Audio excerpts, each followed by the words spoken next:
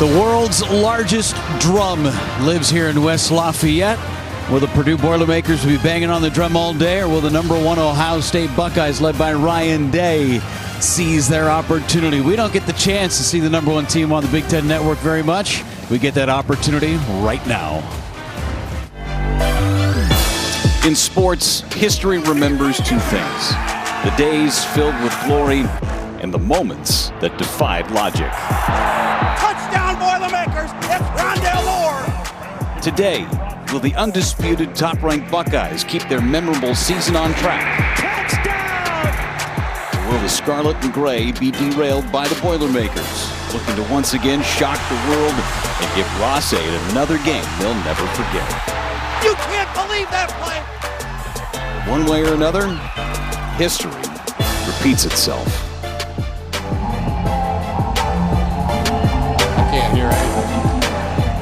Football on the Big Ten Network is presented by Marathon. The Purdue Boilermakers back at home looking for their first conference victory. And they host the #1 team in the country, the Ohio State Buckeyes, winners of 12 straight games. Hi again, everybody. Welcome to Ross Aid Stadium in West Lafayette with Jake Butt and Brooke Fletcher down in the field. Jeff Levering with you. Thanks so much for being with us this afternoon. And Jake, we get to see the #1 team in the country. Is it crazy for us to say that this team is better than the one last year that won the national championship for Ohio State? It is. It's absolutely crazy to ask that question, but it's even crazier for me to definitively be able to say, yes, they are better than last year's team, and that's a credit to Ryan Day. What happens when you win the national title? You graduate guys onto the NFL. They had to replace both coordinators last year. That does not get done successfully without the leadership of Ryan Day.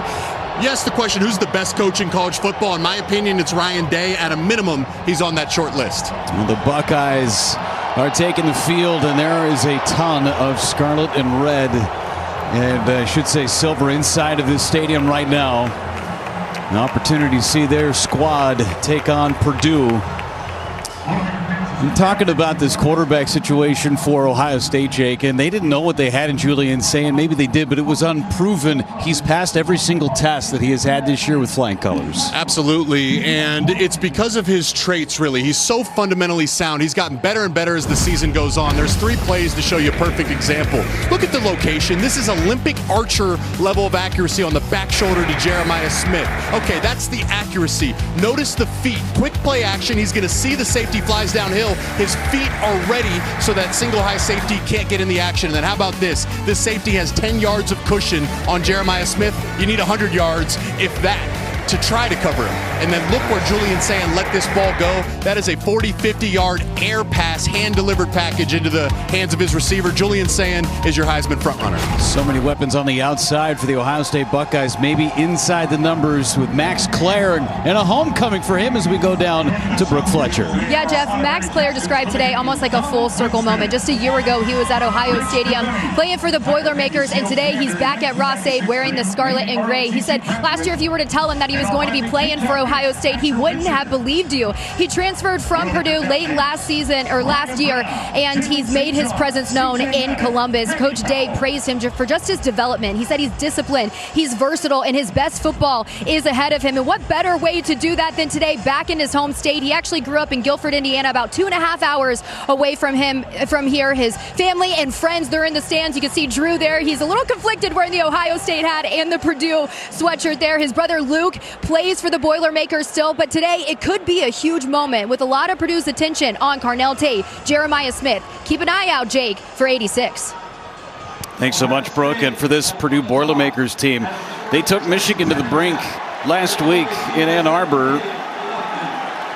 And Barry Odom and his squad, one thing you can say about him, Jake, is this team has some fight. They play with grit, and they have gotten better as the season has progressed. Absolutely, Jeff. And I think, the obvious black and white, easy to track measurable or statistic to measure team progress would be wins and losses. And obviously right now Purdue doesn't have a ton of wins, some very disappointing and challenging losses. But if you just look at the film, this team plays hard. They play inspired. It is a new team in terms of identity from last season to this. And I give a ton of credit to Coach Odom. Remember, they brought in 50-plus transfers this offseason, over 80 new players. So effectively starting from scratch And yet Barry Odom said he's pleased with the progress, still work to be done.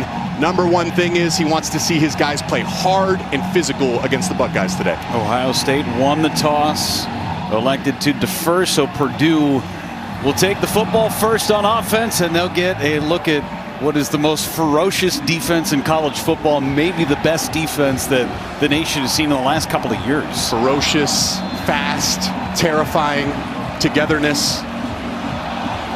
A lot of adjectives to describe the defense. Really good. Yes. Jaden Fielding ready to kick it away. Michael Jackson is back for Purdue. Off we go from West Lafayette. The kick is through the end zone, a touchback. And we will see this Purdue offense on the field. Ryan Brown taking the field. Built to work, sponsored by UKG. Brown was outstanding last week, and he took exactly what Michigan's defense gave him. There it is. I mean, that's the key to any young quarterback. You don't go broke taking a profit. Michigan was willing to give him those underneath 5 to 6 yard completions. I don't expect Ohio State to give it to him today, but Coach Odom told us his favorite play of practice this week was a throwaway down in the red zone. You got to protect the football against this Buckeye defense. Malachi Thomas, the running back, he gets it on first down and goes nowhere. This defense is unbelievably good. Caden Curry was in there. Here's the offense for Purdue. They love their skill position players. Of course, they're still without their starting tight end. But up front, they have continued to be better. They have run the football exceptionally well the last few weeks. And that's the key. It's Big Ten football play, and they like to get into RPO and play action schemes, but you got to be able to run the ball. Brown underneath. Very short gain on the reception by Michael Jackson. And here's that defense from Ohio State. Star after star after star, but this linebacker room, I mean, they are fighting against each other in terms of awards. Yeah, and it wasn't always the case, though. Remember, they lost all 4 of their starting defensive line to the NFL last year, so these are brand new names introducing themselves to the world. They've been playing outstanding. As you mentioned, though, Jeff, these 2 linebackers, they're competing for the Lombardi and Butkus Award, 2 of the best in the business. 3rd and long for Purdue. Brown steps up. He's going to run for it. He's got some space. Can he get to the outside? He will. First down on the rush by Ryan Brown. It was a really great job by Ryan Brown. Listen, you're not going to have a ton of time to scan and analyze the Ohio State defense, and Ohio State playing man-to-man coverage there. Ryan Brown felt that gap open up. Good job by the inside, giving him a lane to run. Gets a little stiff arm and a 1st and 10 for the Boilermakers. Jackson did just enough on the outside to clip Lorenzo Styles. Gave Brown an extra couple. Malachi Thomas, the running back, and he'll get it on first down. Puts his head down, maybe picks up 1. 2nd down and 9 coming up for Purdue. Well, it's really fun to study the defensive structure that Matt Patricia has installed, and you're going to see it again here. It's effectively like a 5-man front. They built a 5-man surface at the line of scrimmage, and what that does is it creates one-on-one matchups across the board. Left tackle all the way through to right tackle. They have one-on-one matchups. That's what allows the linebackers for Ohio State to be free and stuff those inside runs, as we saw once again there on first down. Trying to pass on 2nd and 9, and the ball came out. It was right there for Nitro Tungle, just couldn't get his head around. 3rd and 9. Got to be ready. Nitro is speedy. He's an over-the-top threat, but this is just a timing route, a little stop route, and Ryan Brown put it right where it needs to be on that outside shoulder, that outside hip, and the margin for error is razor thin each week for the Boilermakers, but especially so against Ohio State. That's a pass that needs to be completed. Late subs coming in for Purdue. No switching on the defense for Ohio State. 3rd down and 9. They picked up the last one. Brown to pass again, looking middle. Gets rid of it behind his receiver, and Harris fell down. It's 4th down coming up for Purdue. And this is a good job by Ryan Brown. I mean, he has his guy, and there's a ton of space, but it's about ball placement and accuracy as much as decision making. If that's on the upfield shoulder of Antonio Harris, he's going to catch and run, but because it was on his back hip, he has to turn around, spin around, and falls down, and out comes the punt team. Jack McAllister to kick it away to Brandon Innes. Innes from the 15-yard line goes straight up the field. Innes with a seam out to the 30. And the Buckeyes offense coming out on the field at Ross-Ade. Julian Sayin will take center stage when we come back to West Lafayette. Heisman candidate Julian Sayin takes the field for the Ohio State Buckeyes. He has been amazing. Passes 40 or more yards down the field. He's only incompleted one of those. He's got 23 touchdowns on the season, only 3 picks. This offense is humming with him at quarterback. Heisman candidate, Heisman favorite at this point. Goes from a quarterback battle in the offseason to winning the job to complete command of this offense to Heisman favorite. Bo Jackson, the running back. Jackson gets it on first down, sneaks through the line. He is across into the open field goes Jackson. A flag is out. Jackson's down the sideline for a score at the moment. Looks like this one's coming back. Well, if you had to nitpick the Buckeye offense, they've been looking for these explosive runs down the field. Can't scheme up a better start to the game other than the holding. Illegal block in the back. Offense, number 4. 10-yard penalty from the spot of the foul. First down. Jeremiah Smith guilty of the infraction. Well, this is just a great job there by the left tackle, Austin Sareveld, and the 2 tight ends, Max Clare and Will Kazmarek. And got Jeremiah Smith with a block in the back to negate a explosive long touchdown. But already you can see why Ryan Day loves this young running back, Bo Jackson. Let's see. We got him for a block in the back, Jeff. Right there. Well, that would be a block in the back, yes. 4-on-4 penalty right there. Isaiah West is now the tailback for Ohio State after that 70-yard run turns into nothing. First down and 7 to pass. Sayin wide open in the flat. That's Clare for a first down. We talked about him in the open. First catch of the day belongs to Max Clare. I felt this was one of the key portal additions across all of college football. And the reason why is every team knows they come in each week having to stop Jeremiah Smith and Carnell Tate. They have to commit defensive resources. And what that means is you're going to have Max Clare oftentimes in one-on-one coverage. He is one of the best tight ends in all of college football. My opinion, the best route runner in all of college football. Waiting for that breakout game. Seems like today would be fitting against his former university. Sayin to the outside for Smith. Smith trying to get the corner, and he's tripped up after a gain of 3. Smiley Bradford on the tackle. Here's the offensive starters for Ohio State. You know all about their skill positions, but a different right tackle today starting. Ian Moore makes his first collegiate start for the Buckeyes. And he's an Indiana kid, born and raised, so back at his home state. Great opportunity for him. Sayin on play action. Sayin goes down. Just the 4th sack all season of Julian Sayin. Purdue brought pressure and got home. Yeah, and this is the challenge starting these young freshman running back. This is Isaiah West, number 32, a true freshman, and he's one-on-one. They're bringing pressure. They're sending a linebacker blitz, and this is going to be the chess match with Powell being able to close that and sack Julian Sayin. Not something you see all too often. 4th sack of the year. And for Powell, his 4th. 3rd and long for the Buckeyes. C.J. Donaldson in it running back. Sayin all day to throw. Looks middle, and it's incomplete. It was intended for Mylan Graham. And Purdue comes up with a stop. That time Sayin got great. And you see number 21, Taj Rael, just waiting. Kind of playing that middle safety, middle robber position, and a great job. Watch him get his hands right in there on the hands of number 5, Mylan Graham, and break that one up. Late substitution for Ohio State. Officials holding up play. The market ready. Joe McGuire, just his 16th punt attempt of the season. Angles it. Jackson calls for the fair catch, and Purdue's offense back on the field. 44-yard kick.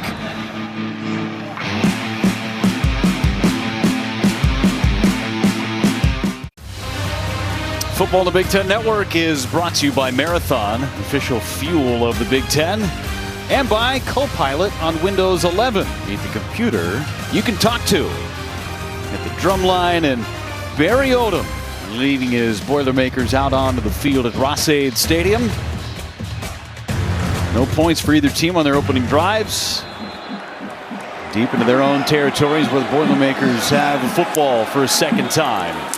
To the outside, Jackson with good blocking in front of him, hit and leveled by Downs at the 12. Oh, that's a big hit. That's a big hit. That's what he does. I mean, great blocking on the outside. That's what gets this play loose. But the issue is here comes the boogeyman, Caleb Downs. He does not miss tackles in the open field. Not only that, he'll punish you. The sights and sounds of football, my goodness. Last week, he got called for potential targeting. It was then negated, so he's able to play in this first half. We talked about that during the week, saying he was very lucky that he did not get a targeting penalty on that particular play against Penn State. Second and short. Brown flushed out. Curry's got him. He's outside the tackle box. No flags as of now. Christian Moore was in the area too, the tight end. Good enough. Looked like the referee had his hand in his pocket there for a moment, but he was outside the tackle box, it appeared. Hey, about number 92, Caden Curry. I mean, for the production he's had this year, the national buzz and attention is not aligned with the year he's having. I mean, he just continues to produce and produce and produce. He's been so steady for them as an edge rusher.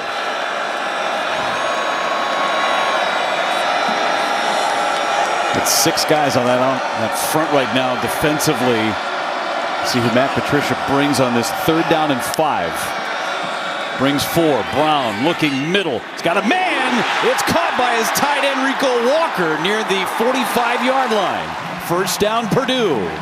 This is beautiful stuff by Ryan Brown and his tight end Rico Walker. You see Ohio State sitting in single high coverage, so that zone pocket is right there in between the hash and the numbers. Rico Walker just getting vertical. Ryan Brown anticipating it and seeing it clearly. Good, accurate pass to move the chains. Gain of 30. Harris gets the carry. Curry knocks him down, as well as Peyton Pierce. 2nd down and 8. Keys to the game, Jake, brought to you by Modelo. Well, my key for Ohio State is to be Ohio State. You're the #1 team in college football, dominant in every which way you spin it. And then for Purdue, details, effort, execution. Executing at a high level, another first down on the catch by Michael Jackson. You're exactly right. I mean, these past few plays are a good example of what Barry Odom has been emphasizing this week. It all starts with the little things. You account for all the details, you play with proper technique, and you have a chance to succeed on any given play and therefore any given game. And last week against Michigan, Brown got the ball out very quickly, more often than not. Very accurate. Brown again releases quickly, and a completion to the outside. That's his running back, Antonio Harris. And what you're saying there is the most important piece of this, Jeff, is getting the ball out quickly. Did it against Michigan. We know they have a ferocious defensive front. Has to do it again today against Ohio State because they have a ferocious defensive front, and saw it there. Matt Patricia likes to build these 5-man fronts. He's going to create one-on-one matchups, but the Purdue offensive line is holding up well, and Ryan Brown's getting rid of the ball on time. Handed off to Harris. The left side is close to a first down. 3rd down and 1. And good gain. And if you're Purdue, you got nothing to lose. I mean, you're in 4-down territory, even if you don't get anything here on 3rd down and 1, right? Absolutely.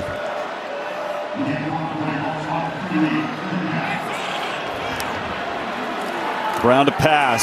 Sling it to the outside. That's Tuggle. First down, Boilermakers. But Josh Hansen, once again, he's saying, what do you mean 4th down? We're just going to get it right now. Felt last week Josh Hansen, the offensive play caller for Purdue, had a great game plan and called a great game against Michigan. Even more important this week against Ohio State. So far doing a good job of just trying to attack the weak point. Where isn't Ohio State? Where aren't their numbers? That's where Purdue is going to attack. Brown hands it off. Malachi Thomas trying to get through his offensive line, and he is stood up by Kenyatta Jackson after a gain of 1. Take a look at Sonny Styles here. Just blow this one up from the jump. He came in as a safety, then plays linebacker last year. He's right there in the middle of your screen. Watch him, reads the pull, and then bam, just snaps back the head of Kienholz, who's 6'7", 300 pounds. Sonny Styles was a safety. Last year he was a safety playing linebacker. This year he is a true linebacker, as you saw right there. Trying to pass again. Across the middle, catch made, and brought down near a first down. Got it to Tuggle again. 3rd down and short after a pickup of 7. Brown and the Boilermakers moving the football in the second drive. And here comes Malachi Singleton. Used a lot as a runner for Purdue. Gives him that ability, exactly, Jeff, that extra layer to the offense. He can hurt you with his legs, but right now Ryan Brown is playing outstanding. I wonder if that changes the approach going forward from Barry Odom. Stack the line of scrimmage to the Buckeyes. Singleton's going to keep. Singleton brought down from behind. Great pursuit by Edric Houston. 4th down coming up. Loss of 1 on the play.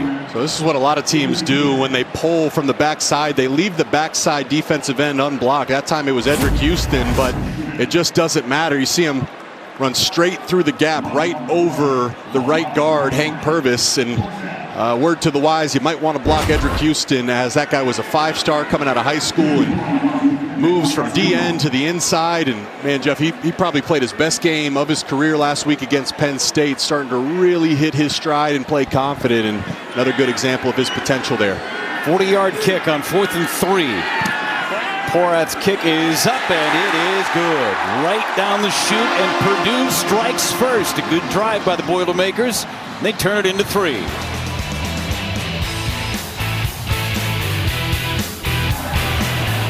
At their own 7-yard line for the Purdue Boilermakers to put 3 up on the board.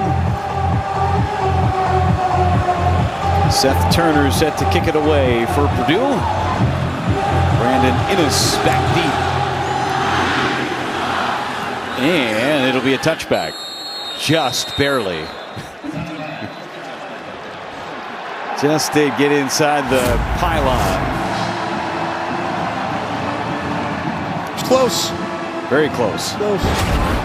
Our advanced stat, sponsored by IFS.AI. Julian saying we saw this earlier, but the numbers of his passing over 40 or plus yards is insane this year, Jake. It's a statistical anomaly. I asked our research team to go back and show me the next closest. Jaden Daniels was the next closest. He was 7 of 10 in his Heisman year. A lot of guys hovered around 50%, a few more around 30%. So Julian Sayin having a career season.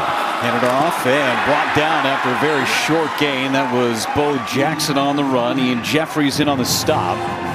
Jackson, who sprung that opening play for the Buckeyes for 70 yards, got called back because of a holding penalty, and Purdue allowed just 1 first down on that drive. Bo Jackson's just going to be so special. That's probably the #1 area that you can see a difference from last year's team to this year's team. Obviously losing Judkins and Henderson. Those are big shoes to fill, but the freshman Bo Jackson is coming into his own and starting to fill those shoes. Sayin hands it off and brought down. C.J. Nunnally jumped on his back and brought him down at the 30-yard line to pick up a 4-ish. 3rd down for Ohio State.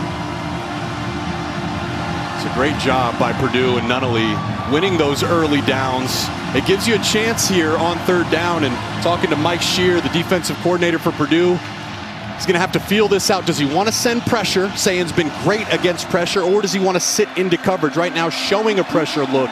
Don't be surprised to see him drop out of it. 3rd and 5, Sayin, and it's caught. Innes for the first down. Going up and getting it, Brandon Innes, his 19th catch of the year. Yeah, really good hands here by Brandon Innes. We talk so much about Jeremiah Smith and Carnell Tate. Don't forget, Innes was a 5-star. This guy was one of the best high school recruits back when he chose Ohio State. And, you know, to me, he's really starting to come along, especially on special teams. Think back to last year, you have Jeremiah Smith and Emeka Egbuka. Well, when teams tried to take those two away, Carnell Tate started to have big games. So, you know, for Ohio State trying to make another national title push, you need those 3rd and 4th options to step up. Jackson back into running back. Jackson gets it. Coming down the line to make the tackle, Tony Grimes. Pickup of 2.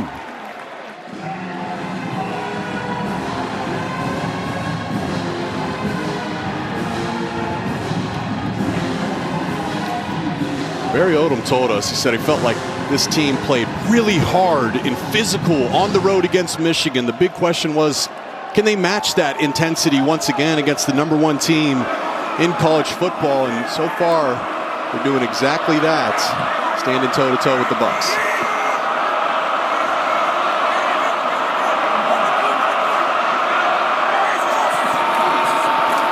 Saying to pass, saying Smith is going to make the catch anyway.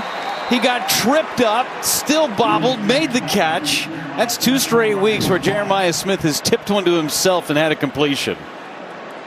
Yeah, he makes the catches where if it was a video game, you would say that's cheating, that's rigged, that never happens. But that's what Jeremiah Smith does. And the special ones, they make all the easy ones, but then they make the really challenging ones look easy. That's what Jeremiah Smith does.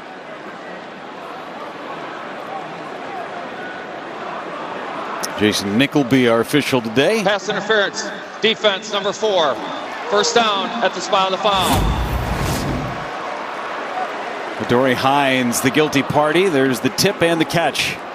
Well, Jeff, I am our analyst, so I'm supposed to say something intelligent here. I'll just say, go ahead and just watch Jeremiah Smith. Let's all just watch him together and admire him. That's intelligent. Yes. Just watch and admire. Yes. Took the penalty, gave him a first down.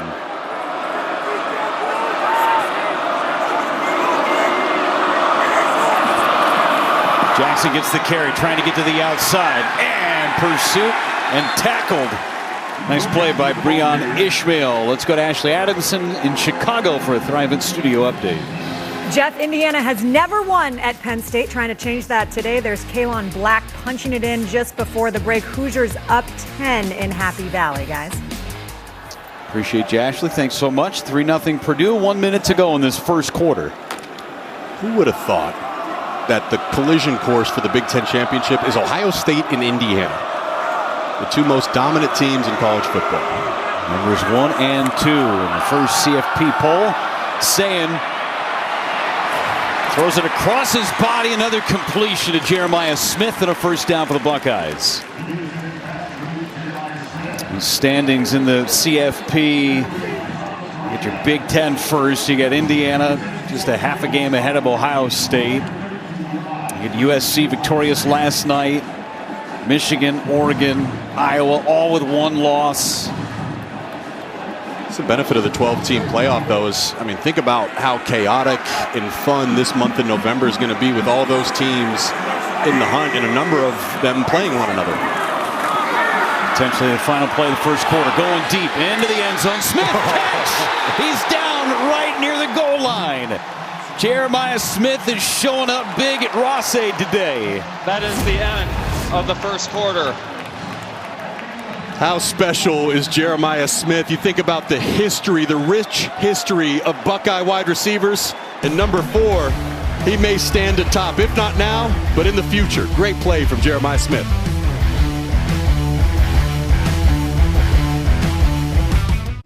Start of the second quarter, first down and goal.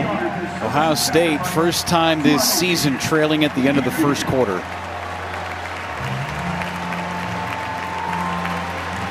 They'd only allowed 3 points all season in the first quarter. They matched that today against Purdue. First and goal from number the 1, and C.J. Donaldson is in. Is now wearing jersey number 98. 65 is wearing 98 for Ohio State. C.J. Donaldson, he's been their battering ram, their short yardage back, transferred in from West Virginia, collecting touchdowns with the best of them in college football, and 6'2", 232. Came into college as a tight end. I think he reported to Ohio State at like 260, so he's actually lost some weight. Saban's going to hand it off and come up short. That was to Nate Roberts, the tight end. Second and goal. And they're excited about Nate Roberts. Remember, we talked to Coach Day back before Grambling, thinking this guy has a chance to be one of the great tight ends to wear the scarlet and gray, but not quite able to get in there, and I'd expect now is when you go to C.J. Donaldson. Second carry of the year for Roberts. He lines up in front of Donaldson on 2nd and goal.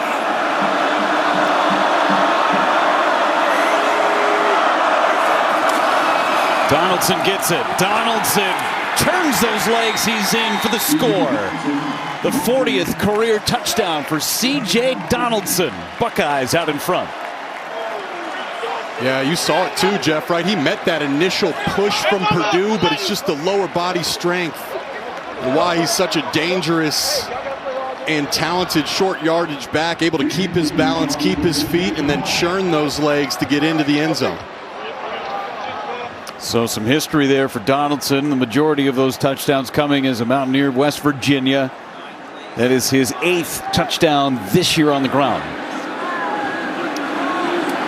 Fielding for the point after. It's up and good, and the Buckeyes have a 7-3 lead. They answer the field goal with a touchdown. Jeremiah Smith took center stage on that drive. One Purdue Boilermakers basketball team was on the floor. Now we get the #1 team in college football in Ohio State at Ross-Ade Stadium. It's the #1 kind of weekend here in West Lafayette.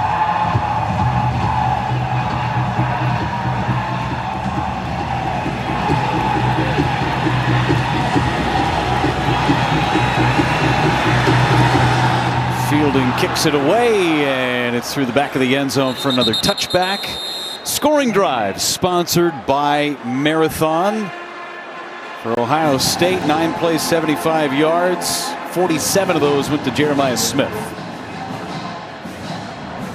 You're talking about #1 teams here in West Lafayette this weekend. How about current #1 ranked teams in terms of Big Ten schools? You got the #1 team in volleyball. That's Nebraska. Penn State wrestling. Maryland men's soccer. And Michigan State with men's ice hockey. All #1 in the country. Hey, baby, there is a standard here in Big Ten country. Excellence is the standard. Thomas gets the carry. Bounces to the outside. Puts his shoulder down. A first down for the Boilermakers. Good run for Malachi Thomas. I'm not sure what happened there. Kenyatta Jackson was pursuing from the backside. Watch number 97. It looks like he had a chance to, I don't know if, it looked like maybe he ran out of gas or something, but regardless, great run by Malachi Thomas. Brown thought he had somebody and then throws low. He intended for Corey Smith. Well, that was a good job by Ryan Brown because he's trying to run a little bang hitch route, and Igbinosun was squatting on that.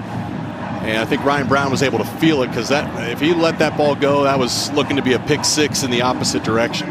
Like you said in the open, maybe the best throw in practice this week for Ryan Brown was an incompletion. Yeah, I mean, it's before you worry about winning and beating other teams, you have to avoid beating yourself, and that was a big emphasis for Ryan Brown this week. 2nd and 10. Brown looking deep on the sideline. Corey Smith, the intended receiver, and Igbinosun in on coverage. And Igbinosun, the senior in the room, I feel like he's been in Columbus for a few years and trying to work him on a little double move, a little out and up. You see number 12, Corey Smith, look back to the quarterback, but Igbinosun not buying what Corey Smith was selling and locks him down. Purdue 3 for 5 so far on 3rd down. Last year, Igbinosun had so many holding calls late, pass interference calls late in the season. He's been much better this year.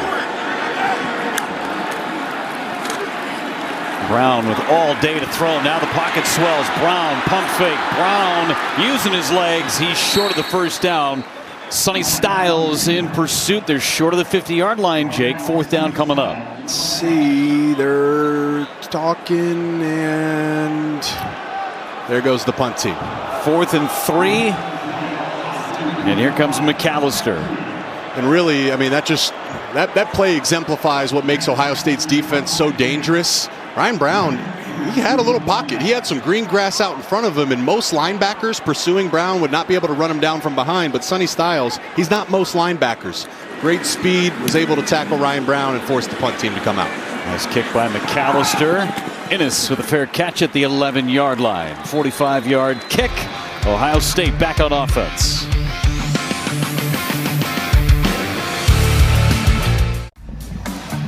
I don't think dynamic is a strong enough word, but these receiving duos through 8 games since the year 2000 for Ohio State. 2022, look at Marvin Harrison Jr., Emeka Egbuka, and the numbers they put up. Chris Olave, Garrett Wilson, both in the NFL now, and right on their tails.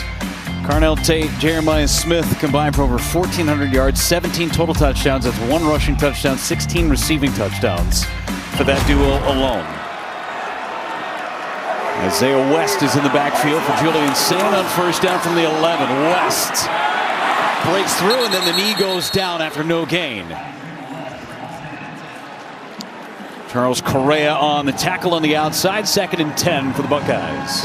It's really an impossibly high standard here in Ohio State's wide receiver room. I mean, you ask every year, can they really be better? And yet they are. And got to give a ton of credit to Brian Hartline, who walked the walk as a player himself first. Another short gain on 2nd down. Brian Hartline, who had never called plays before this year, has done an excellent job. Yeah, and Coach Day told us he's still involved, of course, in the game planning and play calling, and they've built this offense together. But right now, the story is Purdue's defense, led by their play caller, Mike Shear. They are matching the intensity of one of the best offenses in college football. Chance to get off the field here on 3rd and 9.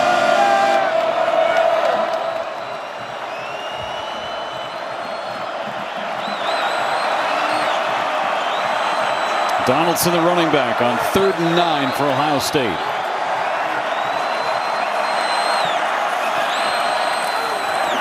Sayin to pass, looks outside, and a catch is made by Bryson Rogers. Well, it's not Smith and Tate. We've seen Innes make a catch. We've seen Rogers make a catch. First down, Ohio State. Well, it's an embarrassment of riches in Columbus, and what a beneficial... But just how great is it? Because, when you're a young Buckeye wide receiver, if you're next in line, all you have to do is watch and mimic Jeremiah Smith and Carnell Tate. And Carnell Tate, we haven't seen him yet today and was not in the game there on 3rd down. To the outside. And brought down. Brandon Innes on the catch. You saw that shot there of Carnell Tate, no helmet on. And not in his hand either. I thought he might have been holding the helmet. Not sure, didn't get any word on his health pregame, so something to consider, especially understand as we laid out how dynamic this duo is. It's those 3rd and 4th options that will have to step up. I mean, Smith has had a great day so far. 3 catches for 50 yards. Sayin again back to pass. Sayin running out of time, gets rid of it, and right on the sideline is Smith for a first down. Let's just take a look and make sure he caught it there, tiptoeing down the sideline, 2 feet, because he is an NFL player that's just still in college. And good job there by Julian Sayin. I think it's probably the more underrated piece of his season. His footwork in the pocket. That's the fundamental key that everything is built upon. Sayin's footwork, pocket awareness, and pocket mobility unlocks everything, all the talent that has led to statistically a great season and led to him being the Heisman favorite. 6 straight completions for Sayin. To pass again. Sayin being chased. Nunnally couldn't grab him, and then Sayin runs out of bounds. Good pursuit on the backside by C.J. Nunnally. Still ahead, Damon Williams leads the Huskies into Camp Randall to face the Badgers. It's coming up today, 4:30 Eastern, 1:30 Pacific on the Big Ten Network and the Fox Sports app. So good to see Washington finally in that top 25. Yeah. Duh. I mean, they're faulted for losing to Ohio State in a game that was far more competitive than the final score suggests, and then losing on the road to Michigan with a decimated offensive line. They're absolutely one of the best teams in college football. Top 25 for sure. West with the carry. Big hole. West with another first down for the Buckeyes. And he's across the 50-yard line down to the Purdue 48, a pickup of 16 for Isaiah West. They're trying to get him more involved in the offense. Yeah, and really it's all going to start with the offensive line. You see the wide receiver blocking. I believe that was Brandon Innes there taking on the safety, but a good job by those Buckeye tight ends. Bennett Christian leading the way, number 85. You get these young running backs going that are oozing talent, of course, but you got to get it going up front. Good job creating a lane for Isaiah West there.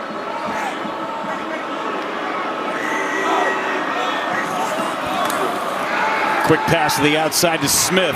blockers in front. Smith across the 40-yard line, close to a first down. And there's Carnell Tate, wide receiver 1A for this Ohio State team. Still no helmet in hand.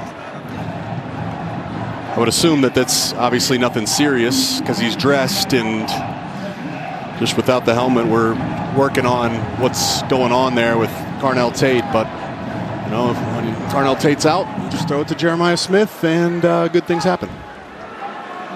2nd down and 1. Bo Jackson, the running back. A couple of tight ends into the ball game on that side of the field. Jackson gets it, squirts through one tackle and up to the 35-yard line. Another first down for the Buckeyes.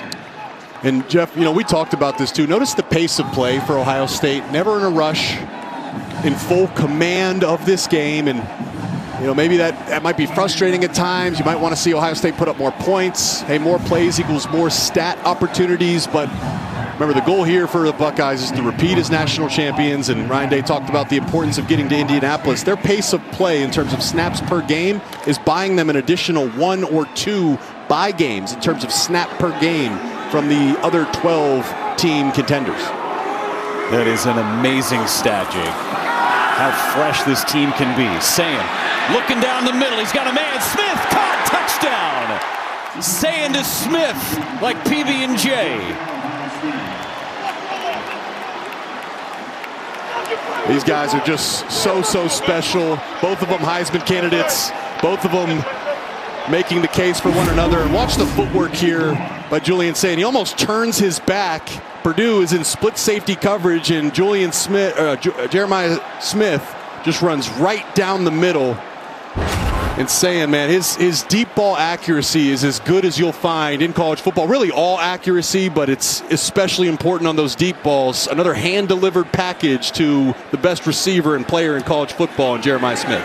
10th touchdown of the year for Jeremiah Smith. He's already getting close to 100 yards receiving. That's not going to show up on a 40-plus yard play, but man, was that a dart from Julian Sayin to Jeremiah Smith. A thing of beauty for the Buckeyes. Back-to-back touchdown drives for Ohio State. They're up 14-3.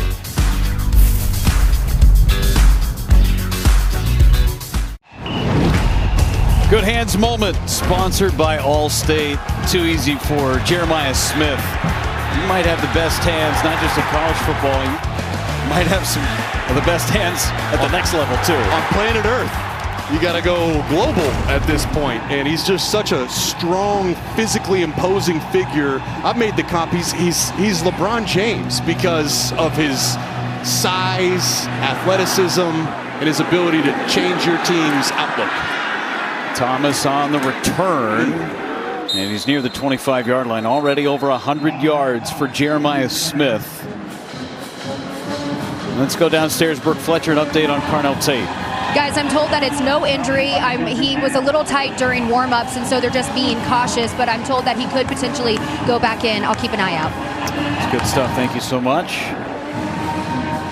Got a smile on his face. Means he's in good spirits despite not being in the ball game yet. Will settle the nerves of the Buckeye fans at home. Wondering what's going on with our star wide receiver 1A, like you said, Jeff. Not wide receiver 2, not B, no, wide receiver 1A. Big drive here for Purdue to come back after 14 unanswered points. Brown looking for his receiver. Back shoulder throw, and a flag comes in from the backside. Igbinosun was in coverage. Tramar Harris, the intended receiver. And Jeff, you were talking about this earlier. You know, Igbinosun, this is the one area he had to improve upon. He's constantly in good position. We've seen him all day. He's in great position defense, there. Number 1. 15-yard penalty from the previous spot. Automatic first down. Throw hit him right in the backside. Yeah, it's just, you know, it's not needed. That's the next evolution. And he's been better this year, in fairness. He has been better, but, you know, those penalties have been costly at points throughout his career. You pick up that first down via penalty.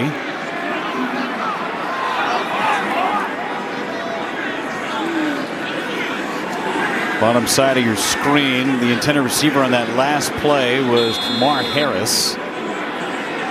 He's still in the ball game. Jesse Watson goes in motion. Brown looking that way. Watson unable to make the catch. Good coverage by Lorenzo Styles.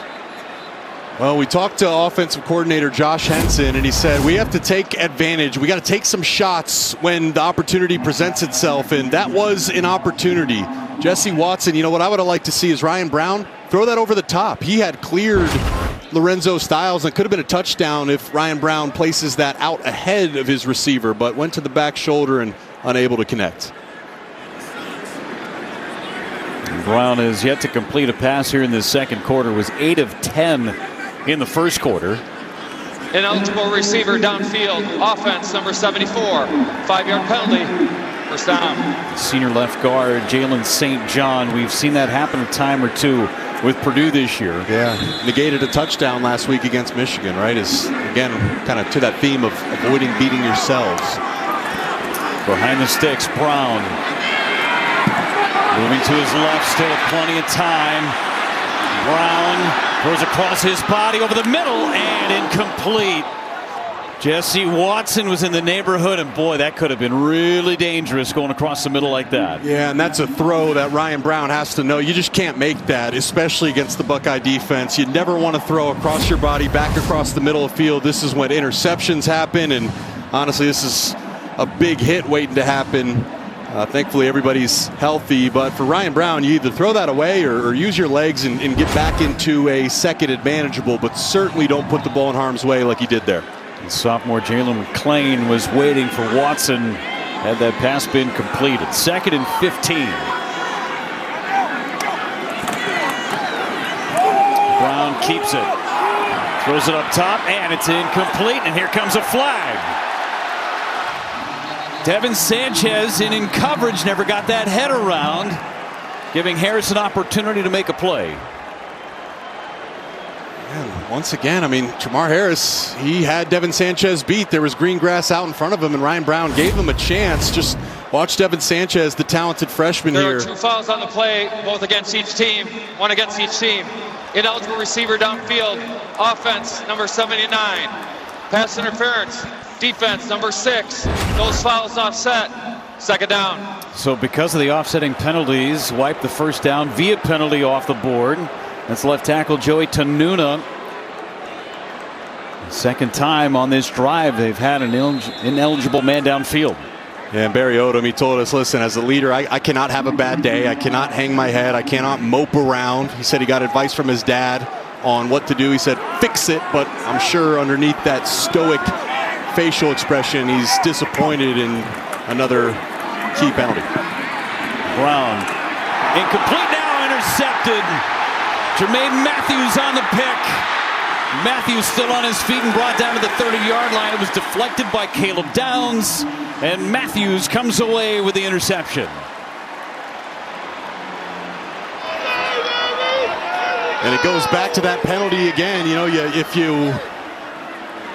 if Purdue doesn't have a penalty, it would be 1st and 10. You could probably run the ball, but it's 2nd and long, and you're thinking maybe I got to force something downfield. And once again, especially throwing over the middle, it's when you're most at risk, particularly when Caleb Downs is there in the back end. And Caleb Downs triggers, such an instinctual player, bats the ball up. Jermaine Matthews finishes it, and Buckeyes in scoring position. 11th interception thrown by Purdue this year. 6th Ohio State pick. West in the backfield. West gets the carry, stays on his feet, is met and driven back after a pickup of 3. Alex Sanford on the tackle. It's just the unfortunate part of trying to develop a young quarterback. Ryan Brown has done some really nice things, and he's clearly progressing, in my opinion. A guy that's taking strides, but man, one of the biggest things you can do to progress is avoiding those critical errors, and that was a critical error leading to an interception. Hand off again to West. Met at the 25-yard line, still on his feet, turning those legs. Offensive line pushing him. It'll be 3rd and 2. I was thinking about it, Jeff. You know, I think Ohio State could win a ton of games just airing it out with Julian Sayin and Jeremiah Smith and their weapons. But part of the reason you run the ball, you're going to need it at some point this season. Remember last year against Penn State, they had to close out the game on the ground. And I feel like that's a part of the magic here is Ryan Day is really working his run game, knowing at some point he's going to need it.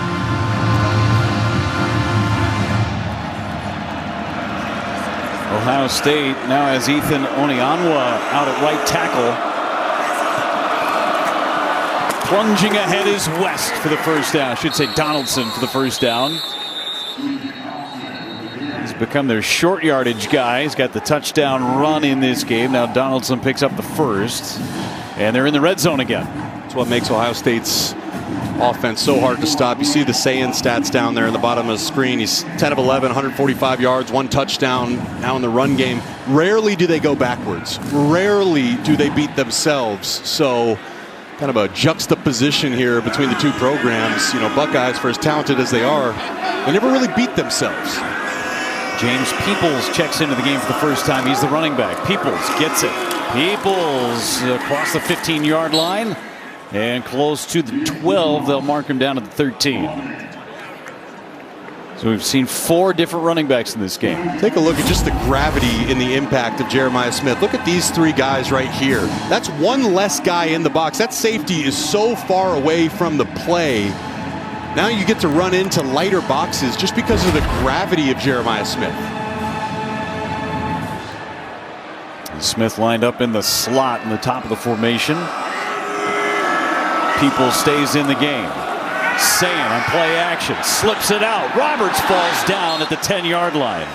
First catch of his career, but could not keep his footing. He might have had 6 if he keeps his feet. I was going to say, I mean, his first catch would have went for a touchdown. He would have been averaging 1 touchdown per catch, but not quite able to spin around and keep his feet. Got caught up by the turf monster. The turf monster could be very, very dangerous. 3rd down and 3. Mark it at the 11. Donaldson back in at running back, saying 9 for his last 9 throwing the football.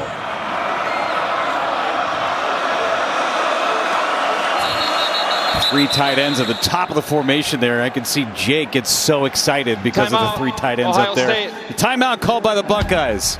Jake can catch his breath.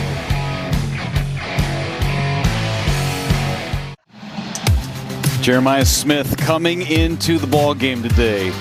55 catches, averaging just over 90 yards a game. 9 touchdowns. You can add 1 more to that already today. Caught his 10th. He's over 100 yards receiving. It's 3rd down and 3 for Ohio State. Quite the first half display for Jeremiah Smith. Again, we have not seen Carnell Tate on the field in this first half for Ohio State. Bo Jackson in at running back.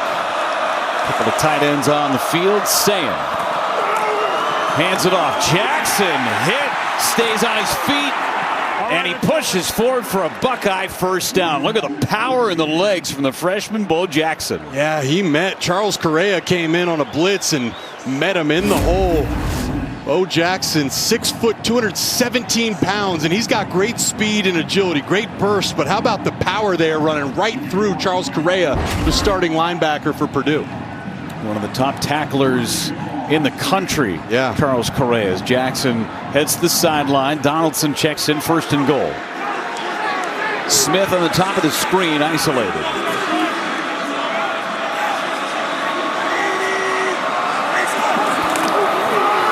Sayin hands it off. Donaldson to the 5.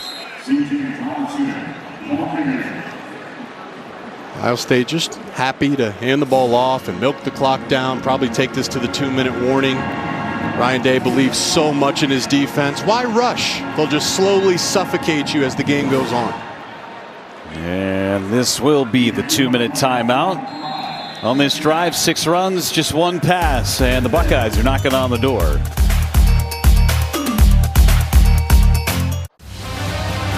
Football on the Big Ten Network is brought to you by White Claw. Grab life by the claw drink responsibly. The Ohio State locker room. Scarlet and gray, and there are a lot of Ohio State Buckeye fans at Ross-Ade this afternoon. They are at the 5-yard line, taking 7 plays to go 25 yards. Very methodical drive following the interception by Matthews. It's methodical. I got to give credit to Purdue's defense once again, though. I mean, they're making Ohio State work for it. Jackson, the running back. Jackson gets it. Met by Correa again this time. A very minimal gain of 2. 3rd and goal for the Buckeyes. Remember, Ohio State will get the opening kickoff of the second half, too. Saying came out here. They're bringing in Lincoln Kienholz. Remember that quarterback battle this offseason? One of the big pluses for Kienholz was his legs. 7 of 8 this year is Kienholz throwing the football. He's carried it 6 times for 23 yards and a touchdown. Kienholz is in, as is C.J. Donaldson in the backfield. Roberts is in the backfield as a potential fullback. Kienholz gonna run it. Kienholz is in. Touchdown, Buckeyes.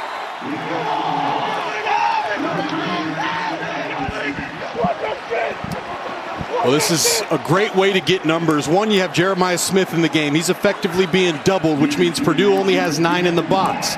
Well, when your quarterback runs, that means your running back then becomes a lead blocker. So all of a sudden, down in the red zone, a game where numbers are rarely to your advantage, Ohio State was able to scheme numbers, and Kienholz gets the touchdown. 2nd touchdown run of the year for Lincoln Kienholz. 3 straight touchdown drives of over 5 minutes, just milking that clock as Fielding kicks it up and through. 21-3 Ohio State. They take advantage of the turnover. Just over a minute to go. We'll be back in 30 seconds.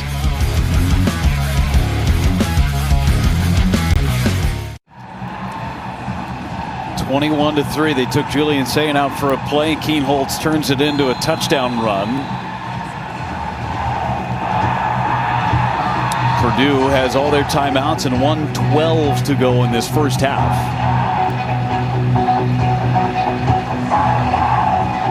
21 unanswered so far for Ohio State. Jackson's back deep. And it will be a touchback. All right, numbers game, Jake. Count us up. Yeah, rarely in the red zone do you get advantageous numbers, but that's a double team on Jeremiah, so there's only 9 Purdue defenders. Well, Ohio State, when Donaldson becomes the lead blocker, they then get 9. You have 5 linemen, 3 tight ends, and Donaldson as a lead blocker. You have 9 to block 9 because Jeremiah is getting double teamed. Rarely do you have advantageous or even numbers down in the red zone, but that's a great job by Hartline scheming to get even numbers, and the result is a touchdown. We've seen Purdue's offense go to a lot of passing here recently, especially deep balls. Handed off, and Harris is smothered.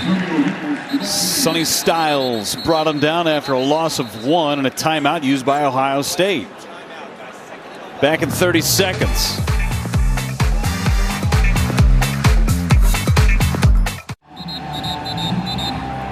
Number 1 team in the country, Ohio State, up on Purdue 21-3. 3 straight touchdown drives, pair of touchdown runs, and a touchdown reception for Jeremiah Smith, who's over 100 yards through the air, and just 1 incompletion from Julian Sayin. 2nd and 11, 1 timeout left for Ohio State.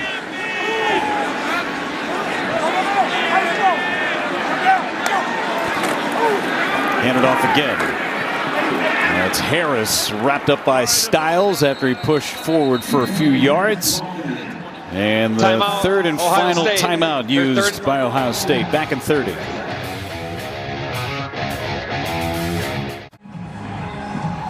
Halftime show sponsored by TIAA is coming up. Got Rick, Jerry, and Brock standing by on Chicago. First half analysis. Hoosiers up in Happy Valley. And a preview of the afternoon games to follow, including Washington. 3rd down and 1:01 to go in this first half.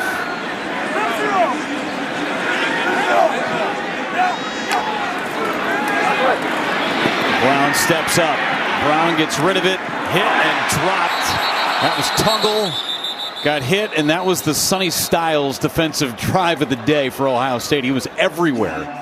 Well, yeah, and I'm just not quite sure the thought process there of throwing the ball, risking exactly that. Ohio State is out of timeouts. And let's see if this is a catch and a fumble or 1-2, no football move, incomplete. So the clock stops. But you run it. You force Ohio State to burn through their timeouts. Another run would have given them effectively no time. But now you're punting, and they have plenty of time to go down and score. Good punt by McAllister. Fair catch by Ennis. Back in 15 seconds.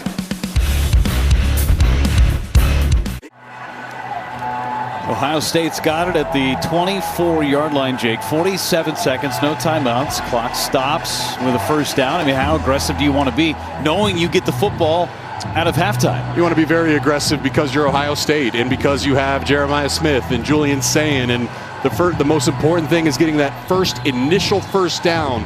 So for Purdue, you want to defend the sidelines, force Ohio State to throw over the middle of the field, and then try to rally and tackle, and understanding without any timeouts, it's a race against time. Sayin to pass. Sayin going deep again. And it's incomplete. Nice coverage downfield. Hadori Hines in on the coverage on Bryson Rogers. Right, really great coverage by Hadori Hines, a sophomore that's going to be part of the solution in the future here for Purdue. Had a big game against Michigan, a key red zone interception, and he's in great position there, able to break it up against Bryson Rogers. And think about the other receivers that Julian Sayin has had to work with today. Jeremiah Smith has 6 receptions. Everybody else has combined for 5. Again, no Carnell Tate in the first half so far. Sayin to pass again, steps up. Throws underneath, finds Claire, and Claire steps out of bounds, picks up a first down, 2 for Ohio State. It's a great job there by Julian Sayin. I mean, you could just sit back and watch his pocket footwork, even in a 2-minute high-pressure situation, climbing the pocket, putting the ball on the upfield shoulder of Max Claire. That's what allows him to catch and run, turn upfield, move the chains, and get out of bounds. Second catch for Claire. He's got 29 yards through the air.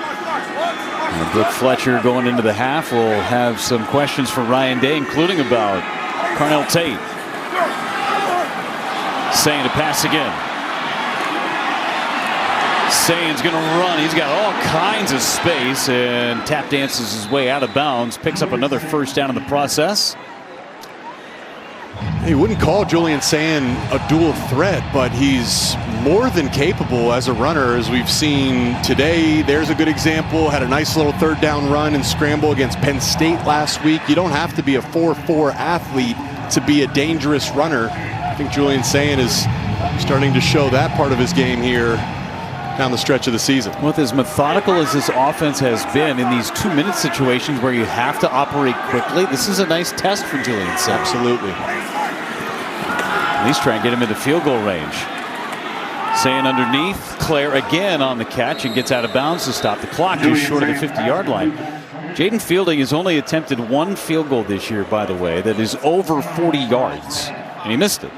And that's probably a piece of what Ryan Day is thinking, too, is like, hey, we're going to need our field goal kicker at some point in the season. Let's see if we can get into field goal range. And if you're Purdue, I think you continue just playing drop coverage, forcing everything underneath and hoping that you can rally and tackle someone in bounds and burn the rest of the clock out.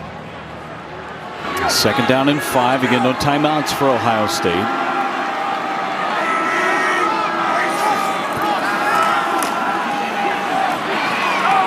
Peoples out of the backfield with the catch and gets out of bounds. Another first down and into Purdue territory. Just Julian Sayin, it's like, what do you mean? He's a redshirt freshman. It's his second year. He plays with the footwork and awareness of a 4th or 5th year senior.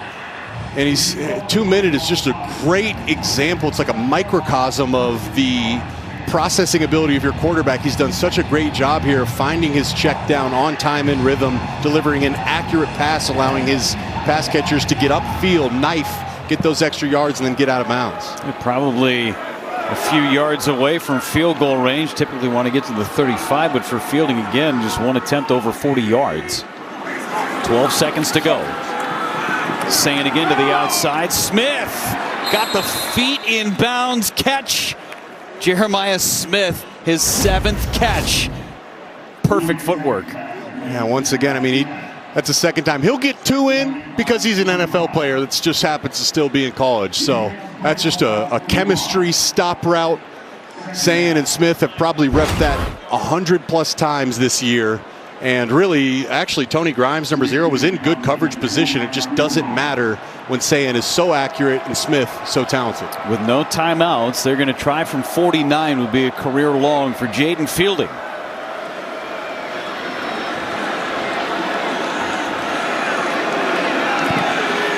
Kick is up, and it is good. Just inside the left upright. A new career long for Jaden Fielding. And Ohio State puts points on the board. Longest kick of the year for Fielding. Longest of his tenure. Just inside the upright.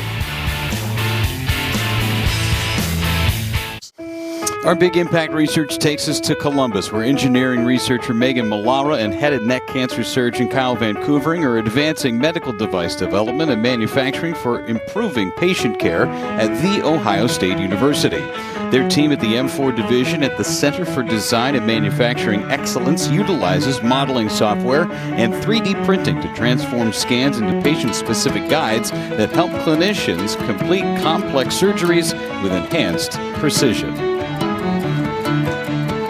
4 straight scoring drives to end the half for Ohio State. They're up 24-3 as we start the second half of play at Ross-Ade Stadium. Here is your drive summary. It's brought to you by American Family Insurance. And Jake, look at that last 3 drives there, all over 5 minutes, all covering a ton of yards and taking advantage of turnovers as well. I'm going to steal a line from you there, Jeff. They're a boa constrictor. They just want to strangle you slowly. No rush. They never go beyond themselves. They're just Ohio State. Yeah, they're the Python offense, right? He's Jake Butt. I'm Jeff Levering. Brooke Fletcher's down on the field. Julian Sayin, Jeremiah Smith. I mean, they're Heisman candidates for a reason, and they showed out in that first half. Yeah, there's not much else to say than that. These are the best in the business. I mean, I'd say that's the best quarterback, wide receiver duo in all of college football, and they're showing up big. And I think that 2-minute drive was a great example of it, though, because there goes Purdue. They double-team Jeremiah everywhere he went on the field. But Julian Sayin is just so disciplined, so intelligent, so accurate. He was just able to bing, bing, bing, bing, bing, just hit his guys with accuracy right down the field and finish the drive with a field goal, finish the half with a field goal. There are some people that say that he is an excellent game manager, and some people think that as criticism, but it's not. Not at all. He protects the football, he makes his checks when he needs to make checks, but when he goes for it, he's one of the best in college football. Well, especially when you're Ohio State and you have such a talented defense. You know it's a long season. Why play beyond yourself? The goal is winning. Winning is a quarterback stat. And Sayin, for as talented and capable as he is, plays within the system. Kick is a touchback. Let's go downstairs. Brooke Fletcher, what do you got? I simply asked Barry Odom what his message was to his team at halftime, and he said, we can't in that first quarter winning 3-0 and then fall apart like that. He said Ryan Brown, he started the game with confidence, but he was just trying to do too much, something that he's really been working on. We talked about that in the first half. I said, how do you slow down Jeremiah Smith with Ohio State getting the ball here? He said, we can't. I mean, he said, we're going to try our best, but he's one of the best receivers in the country. But he did make a deep statement, and he said this. He goes, I do believe in the next 30 minutes, we're going to be on full display. Our impressions, our program, we're either going to fight or lay down and get ran out of here. So maybe we'll see a different Purdue team here in the second half, guys. All right, thanks so much, Brooke. Jeremiah Smith going across the formation. Ohio State first down and 10 from the 25-yard line. Get it outside to Smith. Makes the catch, keeps his feet, and it's a pickup of 5 on first down. Well, it wasn't for a lack of fight there in the first half. I felt Purdue fought and they played hard, and really it was just a half of missed opportunities, whether it's penalties or turnovers. That's what really cost them. I felt they fought. I felt the game plan and play calling by both coordinators for Purdue was up to standard. It's just, the self-inflicted wounds, which has been the story of the Purdue season. 2nd and 5. Sayin will pass it. Finds his tight end again. Claire will pick up the first down. Another catch for Max Claire. That's his 4th. Homecoming here to Purdue. He's got his little brother on the other sideline playing for the Boilermakers. Family and friends in town from about 2 hours away from where he grew up. You know who played Max Clare on scout team for Purdue this week? His little brother. Really? How about that? Yeah. Didn't have to change the nameplate. Nope.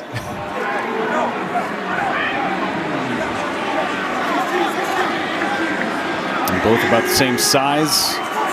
Impressive family right there. It's a race to the dinner table. Jackson spun down after a pickup of 9. Max Clare last year as a member of the Purdue Boilermakers. He's a guy that you've loved for a long time, Jake. Yeah, I still believe he's one of the best tight ends in all of college football. He was the go-to guy. I mean, he was their #1 target last year. And when he transferred to Ohio State, I said, watch out, man, because teams are going to have to double team those 2 receivers on the outside, which meant Clare would be in one-on-one situations, and he's a guy that wins in one-on-one situations. Still waiting on that breakout game, though, Jeff. But you mentioned 4 catches today. It's a good start. 2nd down and 1. Sayin going deep to the sideline and incomplete. That was intended for Clare. 3rd down and 1. I'm talking to the Ohio State coaching staff, though, the offensive group. They say Max Clare has become a complete tight end. That's the piece of it. He came to Ohio State to take his game to the next level, and the biggest thing there is the blocking on the perimeter, the blocking in the trenches. You know, to get to the next level, you want to be a complete tight end. So even though statistically not having a career year, he's gotten better as a player. No Jeremiah Smith on this 3rd down and 1. He's on the sideline. 5 straight 3rd down conversions for the Buckeyes. Sayin hands it off, and Jackson wiggles his way across the 45-yard line for a 1st down. The power from Bo Jackson. We've seen it from Donaldson, and now Bo Jackson. Yeah, and watch Miles Slusher, number 9, coming flying downhill as a safety and meets Bo Jackson in the backfield. You know, those are the little 50-50 plays that ultimately decide these games. Slusher had a chance to bring Jackson down, force Ohio State to punt or make a decision, but Bo Jackson, the freshman, keeps his feet churning, legs going, and showing again why they're so high on the 2 true freshmen. Smith back on the field, motions to the bottom of your screen. Sayin to pass again. Sayin steps up, gets rid of it, finds Jackson out of the backfield. It's another 1st down for Ohio State.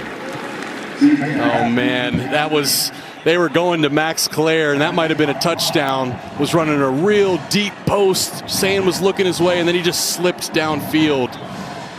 Almost, there was a touchdown that Ohio State hit to Jeremiah Smith against Oregon in the Rose Bowl last year. It was a very similar play, but that time they had Max Clare running the post, and he just couldn't keep his feet downfield. Otherwise, it would have been a big-time touchdown. James Peoples checks in on offense. And Nate Roberts in front of him. Hand it to Peoples. Goes right up the gut and pushes the pile for a pickup of 5.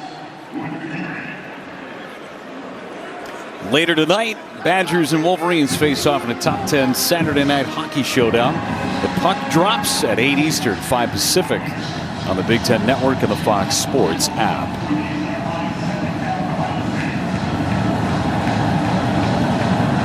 Second down and 5. This Ohio State offensive line doing a really nice job so far today. Just the one negative play was a sack. Just the 4th sack allowed this year by the offensive line. Sayin to throw it. In trouble. Sayin gets rid of it. It's incomplete. He has as many incompletions on this drive as he had the entire first half. Just, 2. I know, like we almost got a replay of the incompletion. It doesn't happen all too often, but even plays like that, Jeff, just that's rare for a redshirt freshman. Understanding it's 2nd and 5, just get rid of the ball so you can get back into 3rd and manageable. This plays well beyond his years and experience. Now, Purdue has done a great job double teaming Jeremiah Smith. You see him up top here. It's Jeremiah Smith and Max Clare. And number 21, Taj Rael, is lined up with Max Clare, indicating man-to-man coverage. 3rd and 5, Sayin to throw it. Sayin across the middle. It's caught. Bryson Rogers with the reception down to the 20-yard line. 1st down Buckeyes. Just so steady and so accurate. Julian Sayin Gets into the gun, 1, 2, 3-step drop, hitch, bang, delivers an accurate pass right on the face mask of Bryson Rodgers, who's having a really nice game here in the absence of Carnell Tate. Ryan Day telling Brooke Fletcher going into the locker rooms at halftime, we'll not see Carnell Tate today. Something popped up in pregame. So who steps up for him? It's been Rodgers, it's been Claire on the receiving end, and a false start by Brandon Ennis. He was moving to the top of the line of scrimmage.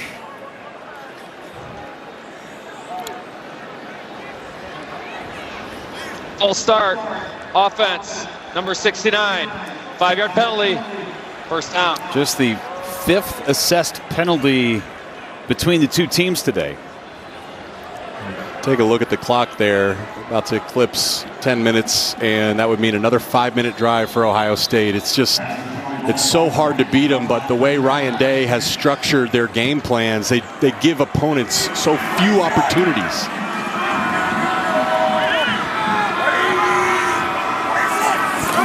First and 15, Peoples on the carry.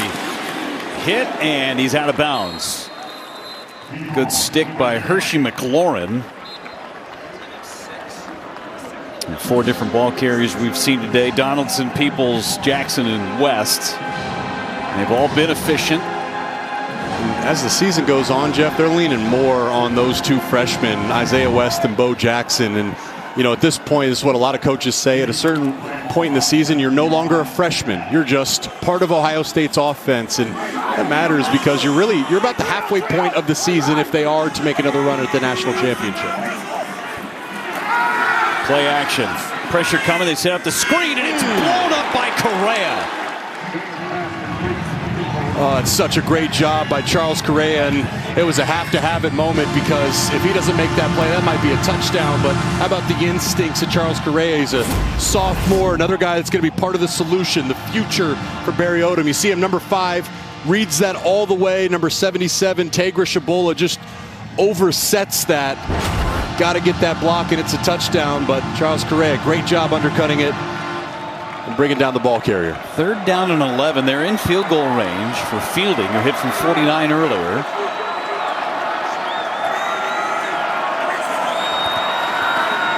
Sayin to pass. Sayin across the middle again. Ennis with the catch. 1st and goal, Buckeyes.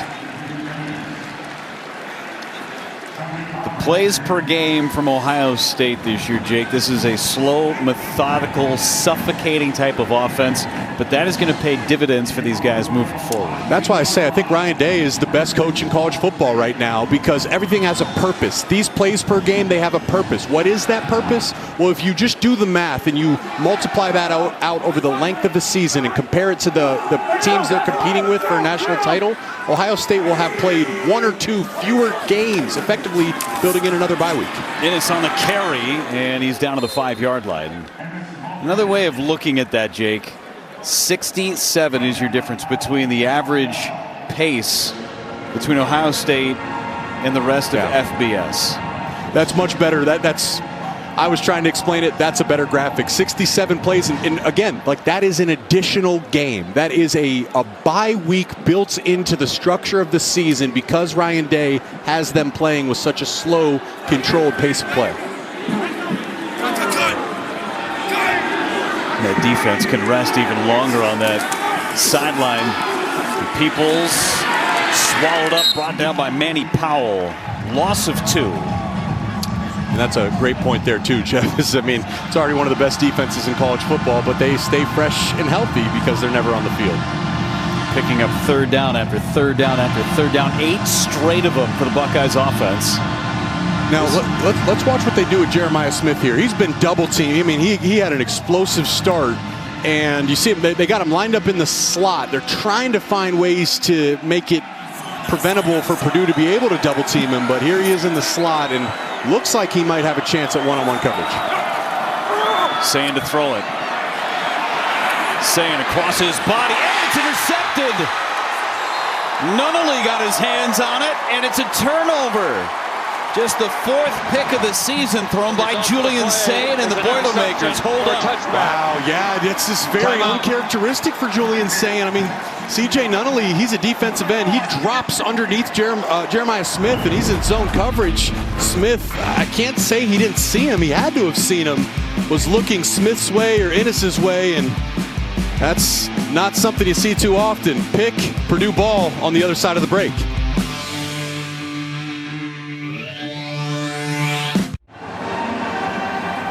Here's the man who intercepted the pass, C.J. Nunnally. Purdue football. They haven't had the ball on offense in 51 minutes. That's an eternity.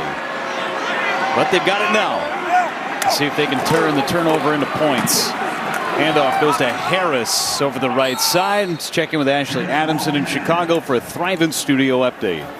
Jeff, Jake, we got drama in Happy Valley. The Hoosiers have had no answer for Nick Singleton. This right here is his third touchdown of the day. Indiana, the #2 team in the nation, down 4, about 2 minutes to play in State College. Oh my goodness, upset brewing in Happy Valley. Indiana trying to stay undefeated. Brown all day to throw. Finally steps up. He's going to run.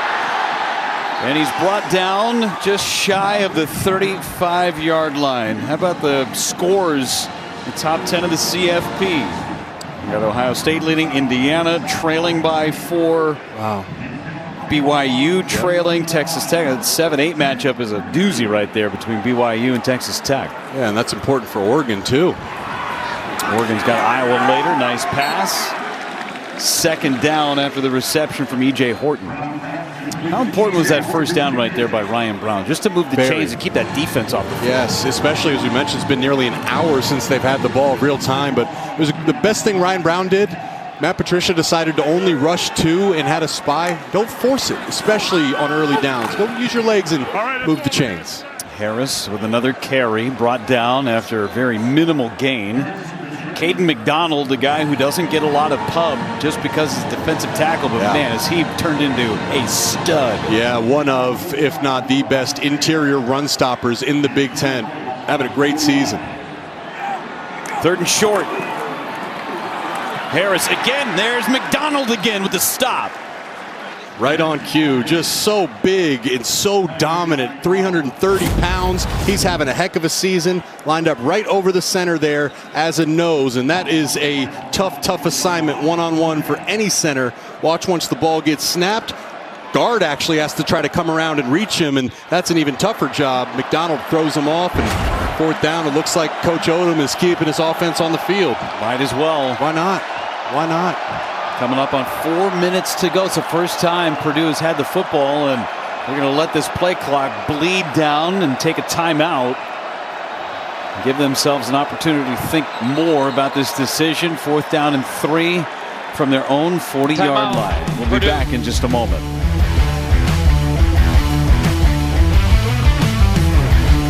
It's not showing that they'll go for it. Jack McAllister back to punt it away. Innis to receive for Ohio State. I would have liked to see him go for it. You know, just he gets so few opportunities, as we've said. Got nothing to lose. McAllister with a good kick to Innis. Secures it at the 15-yard line, and we'll see this methodical offense for Ohio State. Back on the field next. And they've got the football at the 15-yard line. They've possessed the ball, Jake, for 27.5 minutes. Purdue's had it for 13.5. Been doing it all year long as Isaiah West lines up as the tailback. He gets it, goes left side, and hammered and brought down across the 20-yard line. Miles Slusher, the stop. Pickup of 8. 2nd down and 2.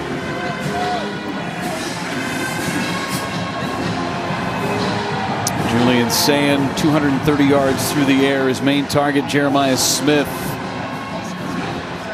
8 catches for 114 and a score. Sayin pressured, hits his tight end out of bounds. That's Nate Roberts. Here's Jeremiah Smith's day, Jake. Listen, Jeff, every child that's born has that thought. They ask a question, what am I going to be when I grow up? What impact will I make on the world? Well, when Jeremiah Smith was born, it was destiny. It was written. He was always going to be a wide receiver, and he goes to Ohio State with arguably the richest wide receiver development in all of college football history, and yet he might stand atop of them all as the best Buckeye in history. And effectively, Jeff, he's already an NFL player. He just happens to be a sophomore in college. It could have been last year, too. West runs into the defense, and a flag comes out on the near side of the field. Check the penalty.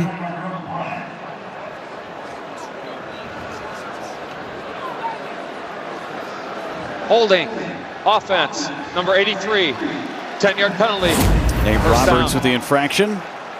Yep, and there he is on the backside. It all starts with your footwork. Didn't have a great first step, and that's what allowed number 91, C.J. Nunnally, to come up inside.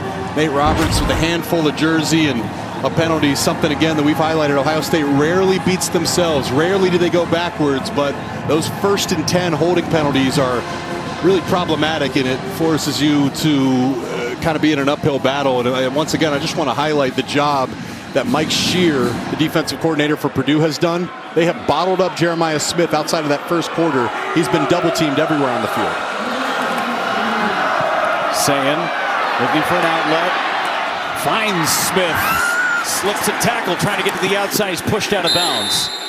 Well, the effect of Jeremiah Smith essentially doesn't have his 1A in Carnell Tate, who has not played all day long, too. Exactly. That allows you to double Jeremiah Smith. Exactly. I mean, talking to Mike Shear yesterday, he's like, yeah, we got to double team them. And, I have the thought, how can you double? You can't double team both. You can't commit 4 defenders to 2 players, leaving 7 for the other Buckeye weapons. But without Carnell Tate, you absolutely can double team Jeremiah Smith. And even that being said, Bryson Rogers is having a good game. Brandon Innes, Max Clare, the other guys have stepped up. 2nd down and 20. Sayin, deep ball, finds Smith, and he's got a 1st down. Just plucked it out of the sky and brings it in for a gain of 23. And for a guy of his size at 6'3", 223, watch him sell vertical right here like he's running the go ball. That bang, drop his weight, just putting his foot right in the ground, and just a large catch radius going up there and plucking it right out of the air. His hands just steal the ball from the atmosphere.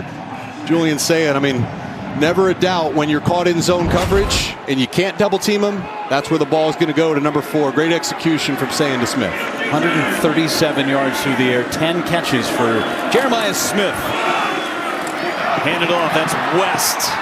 Another big gain on 1st down through the ground, and a rugby scrum pushes it into Purdue territory. Jeff, watch this. This is such a great job by the Buckeye offensive line. Watch them collect this pressure. There goes Purdue sending double A-gap linebacker plugs, but the O-line is ready for it. They're stepping in unison, and what I mean by collecting with the pressure, normally you have double teams at the line of scrimmage. They got the D-tackle to the linebacker, but when the linebackers blitz like that, you call off the double team, and it's on those guys to collect them at the line of scrimmage. So the Buckeyes did exactly that. The wall was formed, parts like the Red Sea, and a nice little chunk run there to move the chains. Sayin again, looks across, got his man Mylan Graham inside the 30-yard line.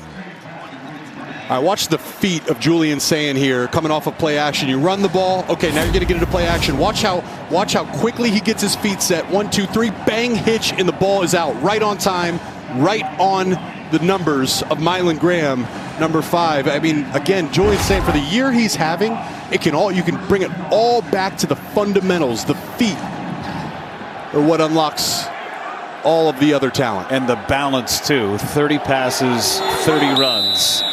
And the 3rd quarter comes to an end. Purdue's had the football once in the quarter.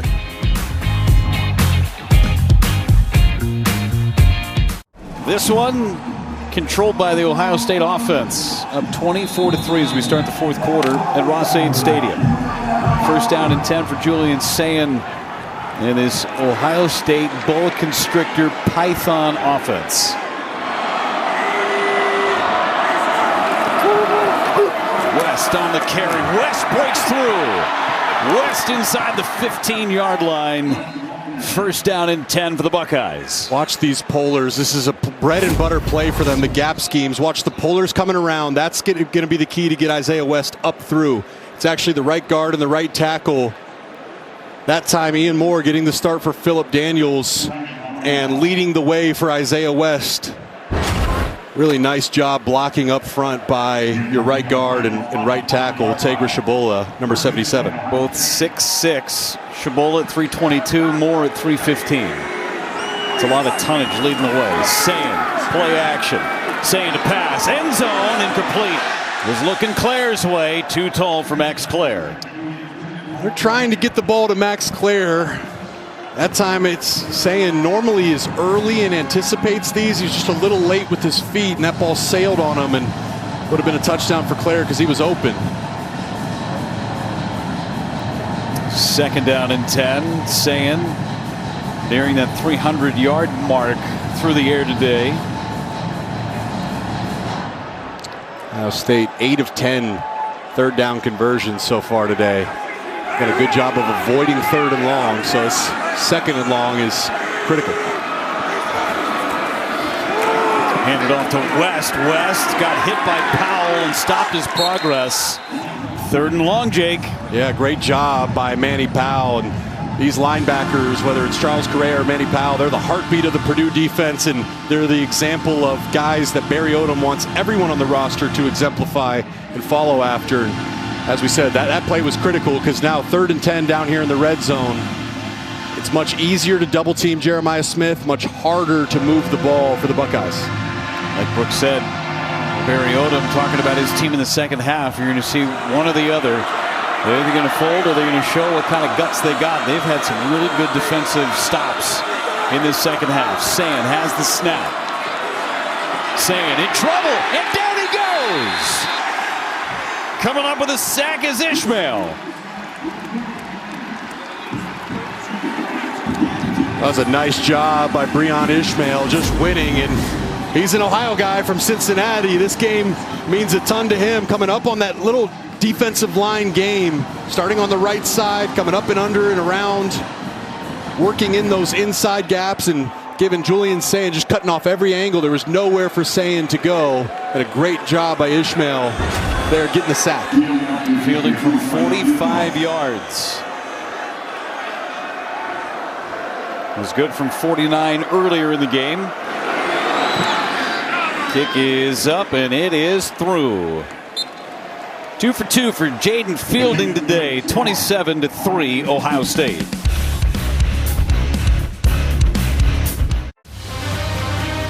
Football on the Big Ten Network is brought to you by DirecTV and by Google. No matter what question comes next, just ask Google. Well, just another wide receiver clinic from Jeremiah Smith. 10 catches, 137 yards, and a touchdown.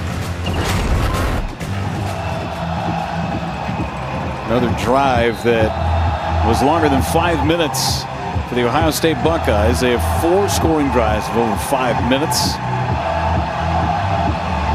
Purdue's defense bent and didn't break, allowed 3.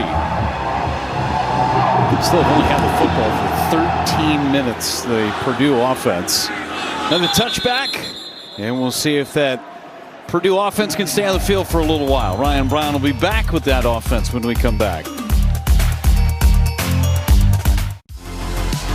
Jake, we're like Oprah. You get an award. You get an award. That's Ohio State. It's exactly what this season feels like, Jeff. I mean, Lombardi, Butkus for Sonny Styles, and Arvell Reese. We asked Matt Patricia, are they just going to cut the awards in half and give half to one another? Caden Curry up for the Lombardi Award. Caleb Downs, no surprise. Jim Thorpe Award. Not to mention Sayin for the Heisman, Carnell Tate, and Jeremiah Smith for the Blindnikoff. It goes back to how we opened the game. Is this team better than last year's? Well, the award kind of show that maybe so. Igbenosin in the coverage, knocks it away from Nitro Tuggles. Second down and 10. And this is where this defense can really pin their ears back and start having some fun.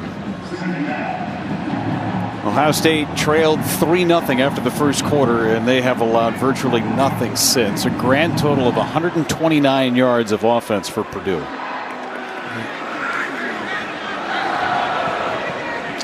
It goes back to that fourth down decision, the drive prior. I mean, the way Ohio State plays, it forces you. They should have went for it because you just don't get many opportunities. Harris on the run up to the 30-yard line. Check in Ashley Adams, sitting in Chicago. Thriving Studio update.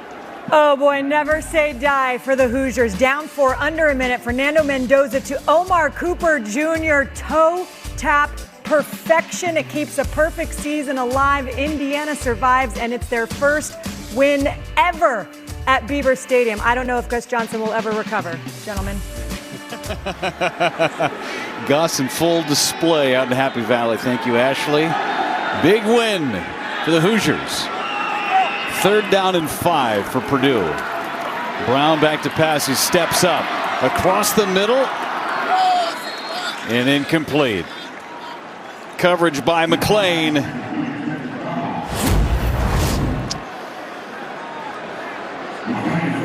It's certainly not an easy catch for Nitro Tuggle, but a catch you're going to have to make to try to compete with the Buckeyes.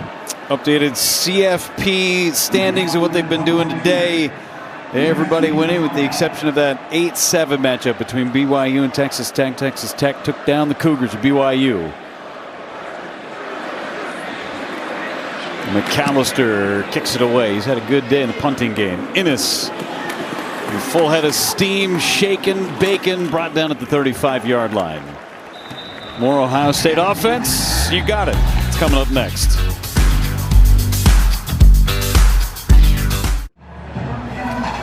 (27-3). Ohio State, #1 in the country, asserting themselves on offense, outgaining Purdue since the end of the first quarter, 306-49. That's good, I would say. And that's without Carnell Tate available today.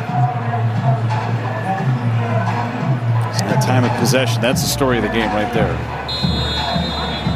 Expect a heavy dose of the run game here down the stretch once again, yeah? I would think you're correct, sir.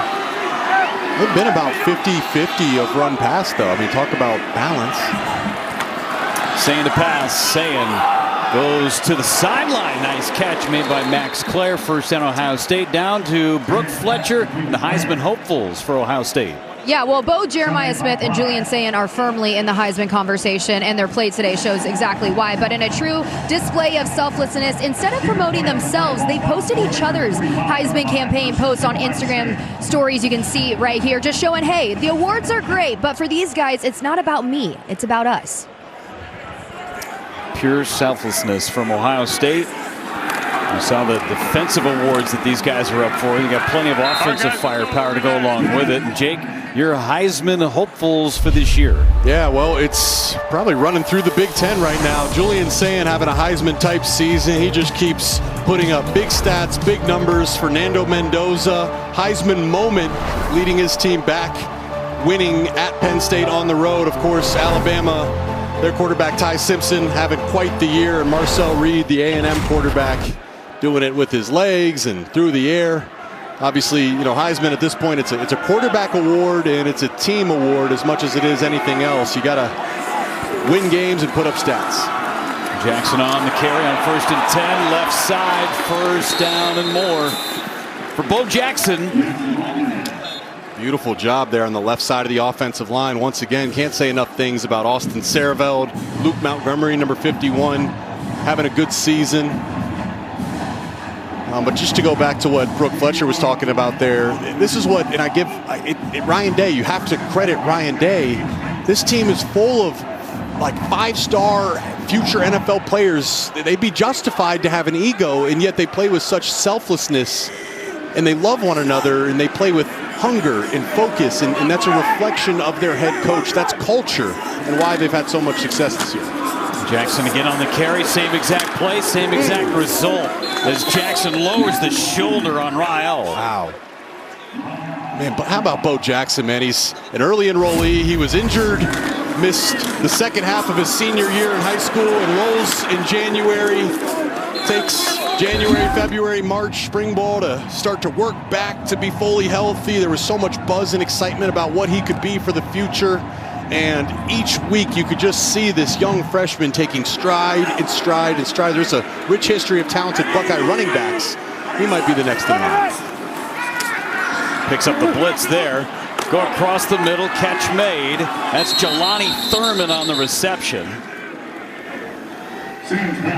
Pickup of 6, and Sands over 300 yards through the air. Jelani Thurman is another, this is a deep, maybe the deepest tight end room in the history of Ohio State. And Jelani Thurman is a physically imposing figure at 6'6", 250, 260 pounds. And he's just been hard for him to get on the field because of how many talented tight ends there are on the roster. But make no mistake, Jeff, I mean, he is a dynamic weapon. You've got 5 guys in that tight end room that all see the field. Roberts is in now. Handoff, Peoples. Lowers the shoulder, gets inside the 10-yard line, and they will give him the first down. It's 1st and goal for Ohio State. I was at I was part of the Big Ten camp tour this year, and as I'm watching it, Mylan Graham's in the game, and this is what I was thinking about. I'm watching Jeremiah Smith go up against Devin Sanchez. So the future gets a chance to go up against the present. Mylan Graham matched up against Caleb Downs, and I just thought about the Alabama teams. That's how you form a dynasty. You recruit talented players that are young, and you throw them immediately into the fire against the vets, and it forces them to adapt and grow. Peoples up the gut, down to the 5-yard line.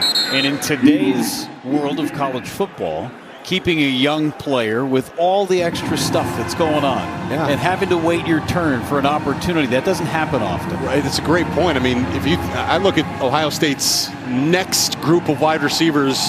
So Mylan Graham, Quincy Porter. We've even seen, you can make the case for Bryson Rogers, throw him in there. Like those guys, those 3 wide receivers would be top half talent in the Big Ten, and yet it's the second unit for the Buckeyes. But to your point, Jeff, Ryan Day has created a culture that says, hey, you guys want to stay here and be a part of something special. Handoff, Donaldson weaving his way through. Donaldson, did he get in? No, mark him just short. He was spinning and needed one more half a turn. It'll be 3rd and goal. That was a great job. I think it was, let's see, it's number 58, Ishmael, fighting, straining, pushing, never quite got there. Number 15, Vanaz Cobb, the freshman, he comes in and helps out. 3rd and goal for the Buckeyes. Roberts, dot in the eye. Handoff, Donaldson walks into the end zone. Touchdown, Buckeyes. For Donaldson, his 2nd of the afternoon.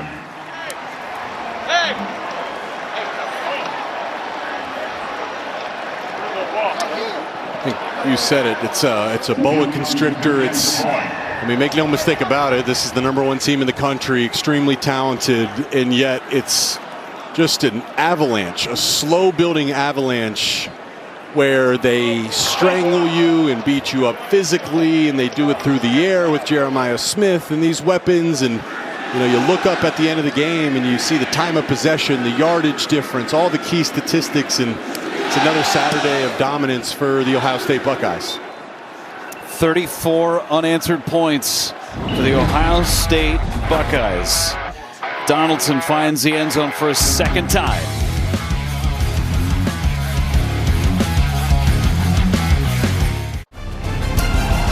Scarlet and gray still hanging around Ross-Ade Stadium.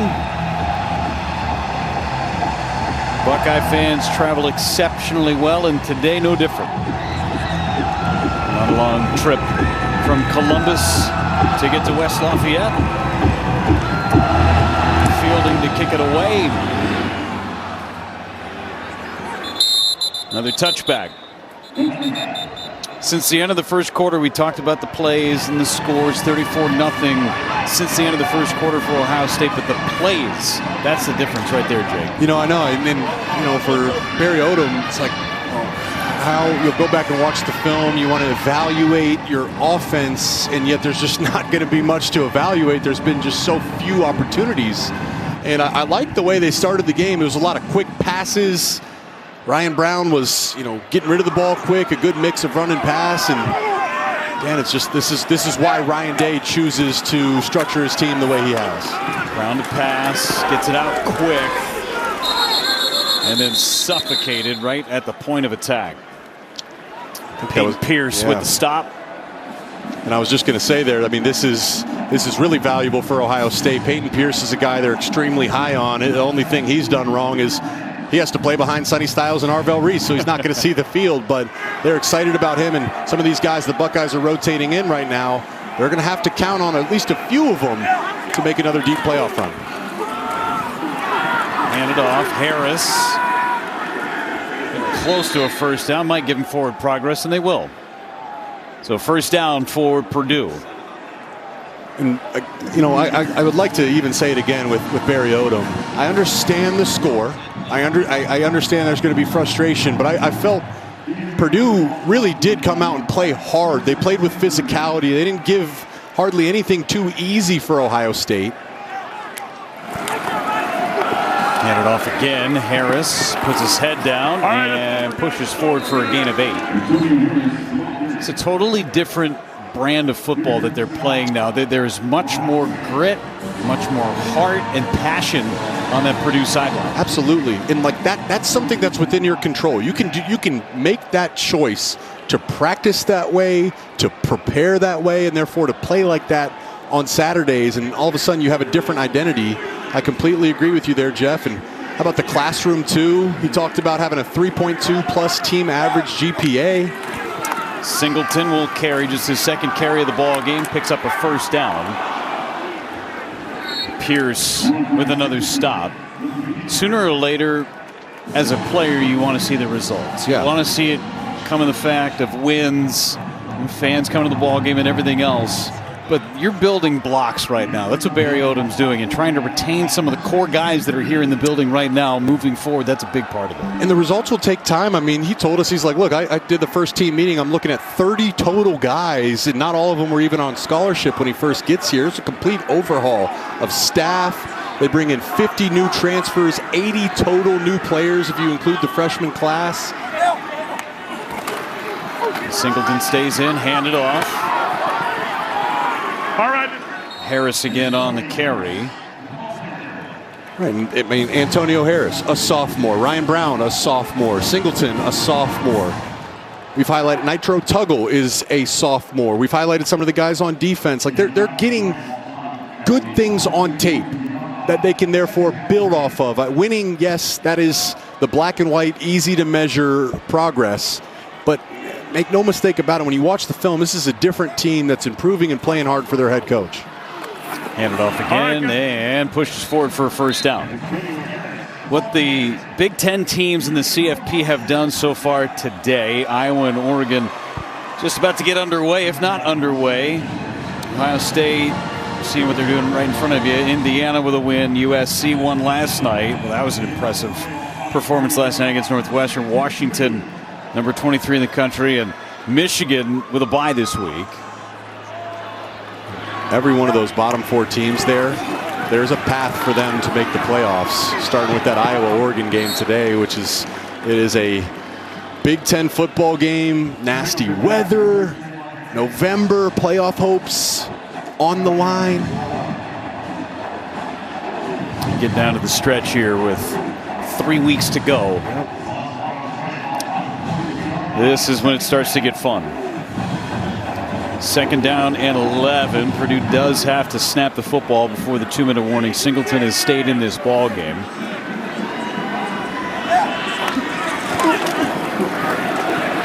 Handoff, Harris wrapped up and brought down. Take us to the 2-minute timeout in West Lafayette. And before we go to break, there was a flag that came in late. We'll check on that before we take our 2-minute timeout.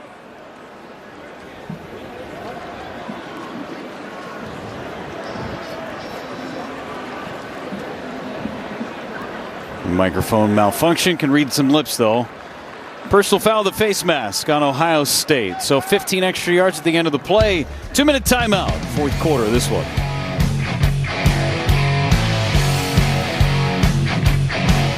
right, thanks so much, fellas. 34-3. One of these is not like the other. What is that Michigan fan doing at a Purdue-Ohio State game? I don't know. Is that one of your buddies, Jake? I don't think so. Head of your security detail? It's a week off, so I guess he's just taking out the sights and sounds of the Big Ten.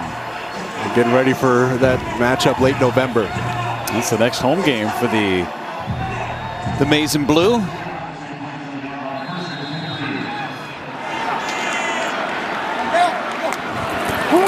First and 10. Singleton to pass, dumps it off. That's Harris on the screen. Harris hit and out of bounds. A flag comes in late in the backfield. May tack on some yards. A pickup of 12. We'll see if it stands.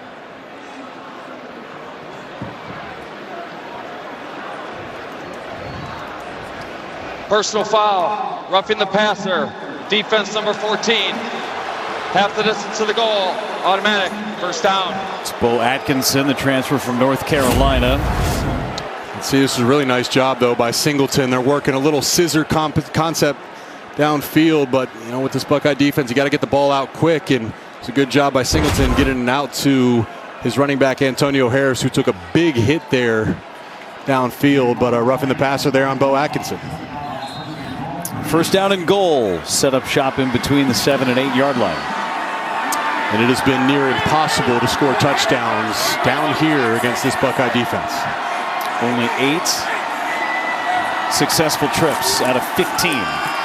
Singleton throws end zone. There's a score. Touchdown, Purdue. Jesse Watson, his second career touchdown. Oh, baby, and this is a beauty. A great route there by Jesse Watson. Watch him work. He's working against Leroy Roker on the corner route. Watch him get up here, dance, whoop, makes it miss. And, I mean, normally the Buckeye defense won't give you an inch. That time they had 5 or 10 yards of separation. I know it's the second unit for Ohio State, but still, collect that one. Not many teams have been able to score down in the red zone, and a nice route there. Just the 5th touchdown allowed in the red zone by Ohio State this year. And Purdue has put up 10 against Ohio State that only allows under 7 points a game. So Singleton and Ryan Brown and away. It's like 1 and 1A. They don't treat each other like starter or backup or anything. They both prepare like starters. They've got a great relationship. Still ahead, Damon Williams leads the Huskies into Camp Randall to face the Badgers. It's all coming up 4:30 Eastern, 1:30 Pacific on the Big Ten Network and the Fox Sports app. Just under half an hour away. So 1:45 to go. Turner set to kick it away for Purdue. Again, building blocks for Barry Odom. Yeah. Nice drive there. And you capitalize on a 1st and goal and cash in with a touchdown. Yep. Singleton, an underclassman. Jesse Watson, the guy that ran that beautiful route. He's an underclassman, a redshirt freshman, clearly quick and speedy. We saw Jamar Harris at some point show up in the game. So you're just planting seeds at this point, planting seeds for the future. Fair catch called for Ennis. And we'll see Ohio State's offense on the field. 1:45 to go. Both teams with most of their timeouts. 2 for Purdue as Kienholz comes into the ball game. And Julian Sayin dapping up his teammates, saying, "Hey, great game, great game." Kept him clean for the most part. He throws for over 300 yards today. 27 out of 33 for 303 and a score. Sayin is like the babyface assassin, man. He doesn't say much, doesn't have a hair on his chin, and yet he'll just come and dot you up, dime you up, and rip your heart out. Just another great Heisman-type performance for Sayin. Silent assassin. Julian Sayin handed off up the middle. How about what Ryan Day was telling us about Sayin, too, when he decides to come to Ohio State? Day's like, hey, man, listen, we've already spent all our NIL money. We can't give you any money. We can't guarantee you anything other than you'll have an opportunity to win the job. And Sayan's parents were like, wow, that's refreshing. We have not heard that from anybody. Yeah, we want to come here. Now he's being paid handsomely like a starting quarterback of Ohio State would, but I mean, he chose this path with no guarantees, no promises, and now making the most of it. He has had as close to a perfect game as you could. He did throw the interception in the red zone. It's about the only pass he wants to have back. Peoples on the carry, and he's dropped for a loss. Alex Sanford cutting through. And we're under a minute. Well, this Ohio State team, they are on a roll. They will go back home. Two of the next 3 ball games, they've got UCLA on tap and then Rutgers before heading to the Big House to finish out the regular season Thanksgiving weekend. One more snap, and that's going to do it for Kienholz and the rest of this Ohio State team.